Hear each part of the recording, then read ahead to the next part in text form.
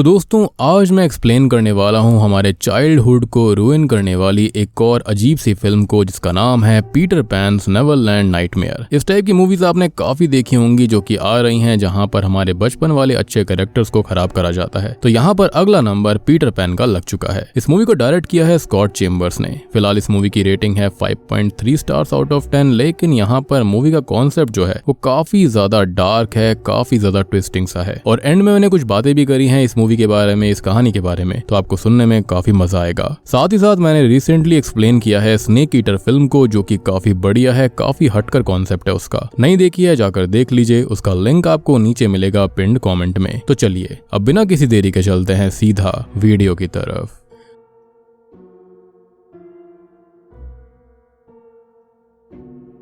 तो मूवी की शुरुआत होती है एक व्यक्ति की आवाज से जो कि पीटर पैन और नेवरलैंड की कहानी सुना रहा था। नेवरलैंड एक ऐसी जगह है जहां पर पानी क्रिस्टल क्लियर है, मरमेड्स उसमें तैरती हुई साफ दिखती हैं। यहाँ पर ढेर सारी फेरीज रहती हैं जो कि बॉयज की विशेस को पूरा करती हैं। यहाँ पर कोई भी रूल नहीं है, कोई नींद नहीं है, माता पिता नहीं है जो कि अच्छा बुरा क्या करना है वो बताएंगे। यहाँ पर डार्कनेस भी नहीं है, कोई रूल एग्जिस्ट ही नहीं करता। और यहाँ पर पीटर पैन रूल करता है जो कि हायर बींग्स की बात मानता है कि यहाँ पर वो अच्छे लड़कों को लेकर आए जो कि हमेशा यहाँ पर खुश रहेंगे, दोस्त बने रहेंगे और कभी भी बड़े नहीं होंगे। अब पीटर वादा करता है कि वो यहाँ पर अच्छे बॉयज को लेकर आएगा, बस उसे एक मिशन पूरा करना है। खैर वो व्यक्ति अपनी पूरी कहानी बंद करता है और हम उसे देखते हैं जो कि दिखने में काफी अजीब है। साथ ही साथ वो कर्ली नाम के एक बच्चे को ये कहानी सुना रहा था जो कि खुद थोड़ा सा डरा सहमा सा था, जिससे कि वो आदमी कहता है कि अब वो उसे भी नेवरलैंड में ले जाएगा। खैर अगले ही पल हम कर्ली के मिसिंग पोस्टर्स को सब जगह पर देख पाते हैं, यानी कि जो कुछ भी किया था इसी ने किया था। अब अगले सीन में हम नेवरलैंड नाम के एक सर्कस को देखते हैं जहां पर उसी आदमी को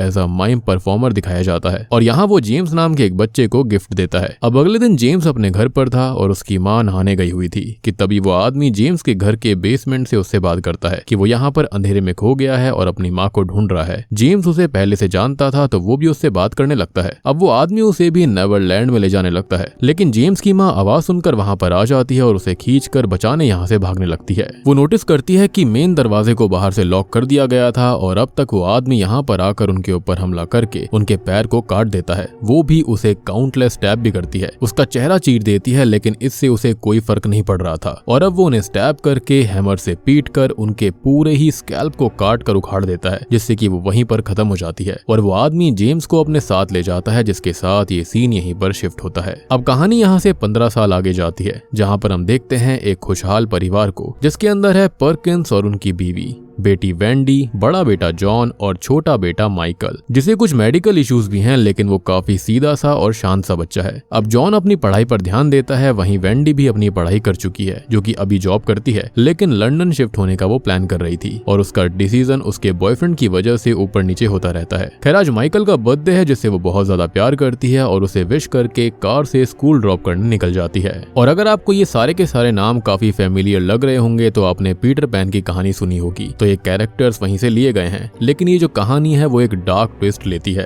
अब ये लोग रास्ते में थोड़ी बहुत बात करते हैं जहाँ पर वो वेंडी से पूछता है कि क्या वो सच में लंदन जा रही है, जिस पर वो कहती है कि हाँ, और अब वो बड़ी हो चुकी है और उसके लव इंटरेस्ट के साथ वो मूव आउट करना चाहती है, जिससे कि वो थोड़ा दुखी होता है, लेकिन वो उसे चेयर अप करती है। वो दोनों स्कूल पहुंच जाते हैं जहाँ पर माइकल के बेस्ट फ्रेंड जोई के साथ वो उसे छोड़कर अपने काम पर निकल जाती है। अब स्कूल के अंदर एक बुली लड़का माइकल को परेशान करने लगता है, लेकिन जोई हमेशा उसे प्रोटेक्ट करता रहता है। मीनवाइल हम वेंडी को देखते हैं जो कि अपने काम की जगह पर थी और बहुत ही ज्यादा अपसेट होती है क्योंकि एक दिन से ऊपर हो चुका था, लेकिन उसका बॉयफ्रेंड रॉनी उससे कोई भी बात नहीं कर रहा था, जिसके चलते उसकी फ्रेंड और बॉस उसे थोड़ा बहुत समझाती हैं। अब इसी बीच हम उस आदमी को देख पाते हैं जो कि अपने घर के अंदर था और उसके पास एक लेडी भी थी जिसका हाथ काफी सड़ रहा था, जिसके अंदर वो पिक्सी डस्ट इंजेक्ट करती रहती है जो कि पीटर पैन लोर में तो एक मैजिकल पाउडर है जो कि फ्लाइंग एबिलिटी देता है, लेकिन यहाँ पर ये एक तरह का ड्रग है। अब हम उस आदमी को भी देखते हैं जो कि वही ड्रग इंजेक्ट करता है और वो आदमी बार बार खांस रहा था जिसके मुंह से खून भी आने लगा था। वो आदमी उस लेडी से कहता है कि वो तैयार हो जाए, उन्हें बच्चे लेने जाना है और वो दोनों यहाँ से निकल पड़ते हैं। वो आदमी एक शॉप से अपने लिए एक मास्क लेता है, उसका चेहरा भी बहुत ही ज्यादा डिफॉर्म सा हो गया था और जब शॉप ओनर उससे पैसे मांगता है तो वो उसे बार बार स्टैब करके जान से मार डालता है, यानी कि उसने उसको कीमत दे दी थी। और वैसे भी इस साइको के हिसाब से मौत से खूबसूरत चीज क्या ही होगी। खैर अब वो अपनी वैन माइकल के स्कूल के बाहर ही लगा कर रखता है। वहीं पर वेंडी भी माइकल को लेने आई हुई थी, लेकिन लेकिन तभी उससे मिलने उसका बॉयफ्रेंड रॉनी आ जाता है, जो कि उससे कहता है कि वो अब यहाँ से शिफ्ट नहीं होना चाहता, जिसको सुनकर वो काफी ज्यादा अपसेट हो जाती है और स्मोक करने लगती है। यानी कि यहाँ पर इस लड़की का खुद का कोई भी डिसीजन नहीं था। खैर अब वो अपनी टेंशन में माइकल को भूल ही जाती है, जो कि अकेला ही स्कूल से घर जाने लगता है, जिसे रास्ते में वो आदमी किडनैप करके अपने साथ ही ले जाता है। वो माइकल को घर लाता है जहाँ पर वो बहुत ही ज्यादा डरा हुआ था, और अब वो आदमी उसे अपना नाम बताता है जो कि था पीटर पैन, और वो उसके पास आकर उससे कहता है कि उसकी माँ उसके साथ बहुत गलत काम करती थी। तो वो अपनी आंखें बंद करके एक मैजिकल वर्ल्ड के बारे में सोचा करता कि वो एग्जिस्ट करता है। वो सोचता था कि वो वहां पर जाएगा जिससे कि उसका डर भाग जाता था। तो माइकल को भी यही करना चाहिए।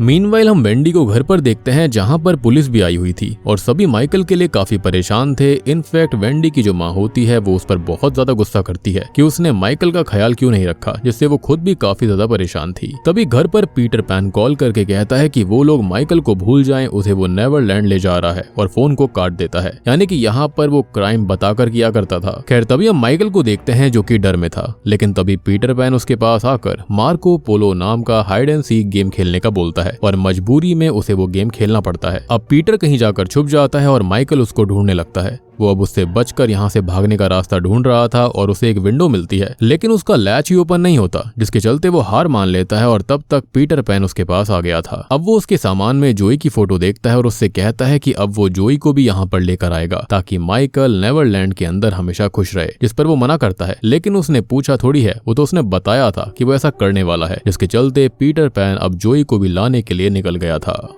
अब जाते जाते वो एक गाना प्ले करता है जो कि उसकी माँ उसके और उसके साथ वाले बच्चों के लिए प्ले करती थी। और माइकल पूछता है कि उसकी माँ कहाँ पर है, जिस पर वो कहता है कि उसे उसकी माँ के बारे में सोचने की कोई जरूरत नहीं है और अब वो उसे और उसके बॉयज को कैसे भी परेशान नहीं कर सकती।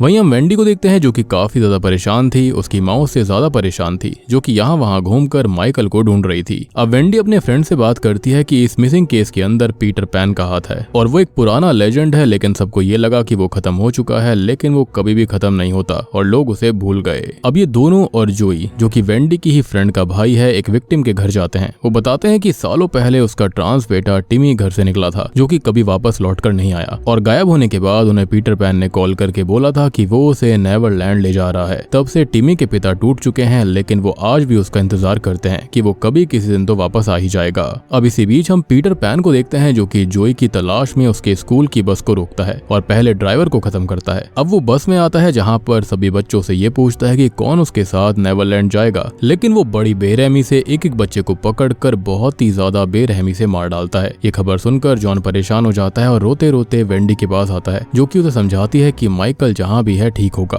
अब उसकी माँ भी अब हार मान चुकी थी और वो वेंडी से चिढ़ चुकी है, जो कि उसे यहाँ से जाने के लिए बोल देती है, क्योंकि वो यही समझ रही थी कि उसकी गलती की वजह से ऐसा हुआ था। बट मेरे ख्याल से ऐसा बिल्कुल भी नहीं है, क्योंकि अगर पीटर चाहता तो वो उसके सामने भी उसको ले जा सकता था। एनीवेज अब दूसरी ओर माइकल को दिखाया जाता है, जिसके पास वो लेडी आती है जिसका हाथ सड़ा हुआ था। वो अपना नाम टिंकर बेल बताती है। वो कहती है कि पीटर पैन सबको नेवरलैंड ले जाएगा, लेकिन वो नहीं जाएगी क्योंकि वो स्पेशल है और बड़ी होकर फेरी बनेगी। यहाँ पर हम ये भी जान पाते हैं कि वो सबसे पहली है जिसे पीटर पैन एबडक्ट कर ले गया था। अब माइकल उससे कहता है कि पीटर पैन उसे कहीं भी नहीं ले जाएगा और ये सारी बातें झूठ है। हालांकि वो पीटर पैन की नेवरलैंड वाली बात पर यकीन करती थी, जो कि उसी ड्रग की वजह से था जो कि वो शुरुआत में ले रहे थे, और उसके ही इन्फ्लुएंस में उसको लगता था कि जिन जिन बच्चों को पीटर खत्म करता है वो नेवरलैंड चले जाते हैं, और ऐसे ही वो ड्रग उसको साल दर साल इल्यूजन के अंदर बांध कर रखा करता था। और एक चीज ये कि टिंकर बेल कोई और नहीं बल्कि टिमी खुद है। जी हाँ, यानी कि ये ट्रांसजेंडर था जिसको पीटर पैन जो था वो एक लड़की की तरह इस्तेमाल कर रहा था, लड़की की तरह रखता था। और अब अगर यहाँ पर टिंकर बेल यानी कि टिमी खुद को लड़की मान रहा है तो हम भी उसको लड़की की तरह ही ट्रीट करेंगे। एनीवेज अभी वो पीटर पैन से बात करके उसे कन्फ्रंट करती है तो वो उसे थप्पड़ मारकर उसके ऊपर चिल्लाने लगता है। और अब बेसमेंट से भी किसी की आवाज आ रही थी, जहाँ पर वो जाकर किसी को पीटने लगता है। मतलब कि यहाँ पर उसने किसी और को भी होस्टेज रखा हुआ था। अब वो जोई को ढूंढने निकल जाता है और वहीं पर हम वेंडी को देखते हैं जो कि आज अपनी दोस्त के घर पर रुकी हुई थी। और अब पीटर पैन वहाँ पर आकर जोई की बहन को बार बार स्टैब करके उसके पिता को ऊपर से नीचे तक चीर देता है और माँ को चोक करके खत्म कर देता है और जोई को अपने साथ ले जाता है। वहीं वेंडी भी छुपकर उसका पीछा कर रही थी और वो उसके सीक्रेट अड्डे तक पहुंच जाती है। खैर अब वो वहां पर छुपकर पीटर को देखती है तो उसे और हमको पता चलता है कि असल में वो खुद एक ट्रांसजेंडर है, मतलब कि उसका मेल प्राइवेट पार्ट था ही नहीं,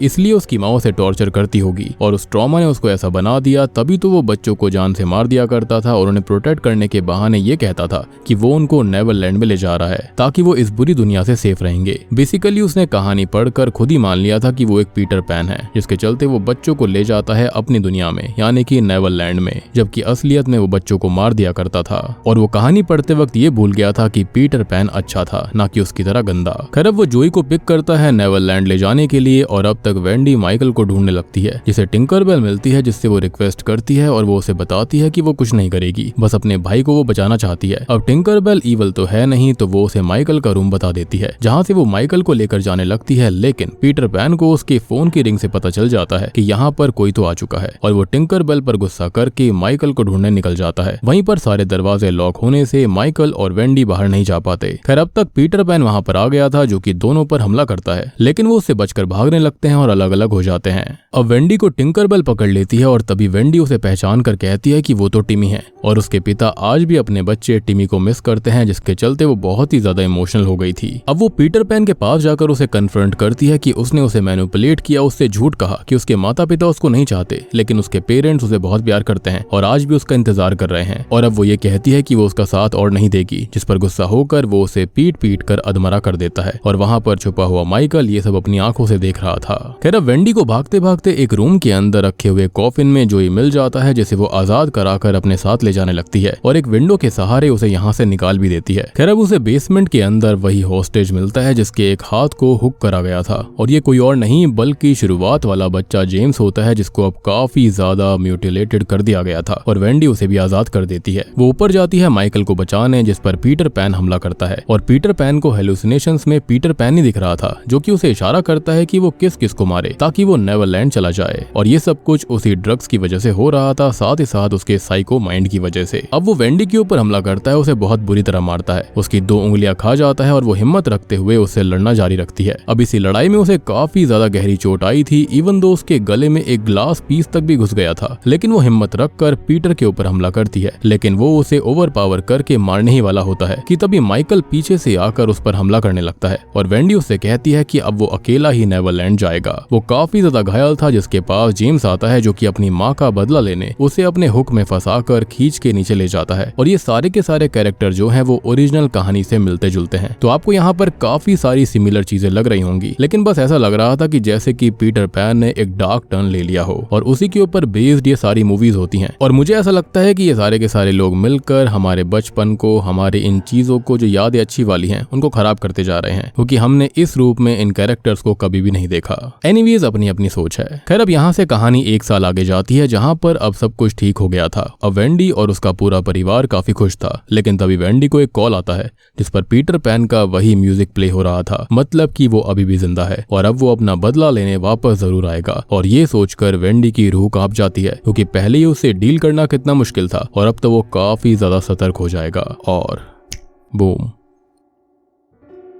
इसी के साथ में ये मूवी यहीं पर खत्म हो जाती है। तो दोस्तों ये थी Peter pans Neverland nightmare film की कहानी, जो कि ओरिजिनल कहानी का एक डार्क और बहुत ही अलग टाइप का कॉन्सेप्ट है। बेसिकली ऐसी मूवीज के अंदर हर एक कैरेक्टर को जो कि अच्छा दिखाया गया था उसको एक नेगेटिव कैरेक्टर के अंदर कास्ट करा जाता है। तो उम्मीद करता हूँ कि आपको फिल्म समझ में आ गई होगी, पसंद आई होगी। और यहाँ पर बाकी कुछ भी समझाने जैसा है नहीं, काफी ज्यादा स्ट्रेट फॉरवर्ड मूवी है। लेकिन हाँ, अगर आपने कहानी पढ़ी होगी ओरिजिनल वाली तो उसके चलते आपको यहाँ पर समझ में आया होगा। और देखो ये जो ओरिजिनल कहानी लिखी गई थी ना पीटर पैन वाली, वो लिखी ही इसलिए गई थी क्योंकि यहाँ पर जो इंसान था उसका भाई जो था वो 14 साल की उम्र में ही खत्म हो गया था, तो उसको हमेशा याद रखने के लिए ही इस कहानी को लिखा गया था। माइट भी लिखने वाले ने यही सोचा होगा कि जो उसके ब्रदर हैं वो ऐसी ही किसी जगह पर होंगे, खुश होंगे। तो यहाँ पर काफी ज्यादा बिजार और काफी हॉरर टाइप की मूवी बनाई गई है। उम्मीद करता हूँ कि आपको पसंद आई होगी। पसंद आई है तो वीडियो को लाइक कर दीजिए, चैनल के ऊपर नए हो तो सब्सक्राइब कर लेना। और अगर आपने अभी तक स्नेक ईटर फिल्म को नहीं देखा है जाकर देख लीजिए, काफी बढ़िया फिल्म है। उसका लिंक आपको नीचे पिन्ड कमेंट में टॉप पर मिल जाएगा। तो मैं आप सबको मिलता हूँ अगली वीडियो के साथ में,